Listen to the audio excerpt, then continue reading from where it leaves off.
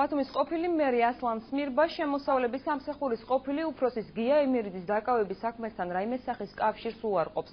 ასლან სმირბას განცხადებით გავრცელებული ინფორმაცია, რომ გია ემირიძეს შავი ზღვის საოცმანო სამსახურმა ფარველობის სანაცვლოდ ქრთამი გადასცა, სიმართლეს არ შეესაბამება. სმირბა აღნიშნავს, რომ გია ემირიძის დაკავების მომენტში სასტუმრო შერატონის მიმდებარე ტერიტორიაზე შემთხვევით იმყოფებოდა. ბათუმის ყოფილი მერი შავი ზღვის საოცმანო სამსახურში 30%-იან წილს ფლობს. ასლან სმირბა განმარტავს, რომ საოცმანო სამსახური 2008 წელს დაარსდა და მას ფინანსური პრობლემები დღემდე არ ჰქონია. კომპანიის ერთ-ერთი დამფუძნებელი შემოწმების მიზნით საოცმანო სამსახურში აუდიტის მოწვევასაც აპირებს. არანაირი კავშირი არ მაქვს და არც მეგრება გია ემირიძესთან. თვალმაღლა ვაცხადებ ამას. მხოლოდ და მხოლოდ აქ მაქვს 30% წილი, დანარჩენს ყველათ აქ წილობრივ. აბსოლუტურად 2008 წლის შემდეგ არც ბიუჯეტთან, არც სხვა უწყებებთან, სადაც არის საგადასახადო შემოსავლები, სულ ყველაფერს აკეთებს წყინვალედ.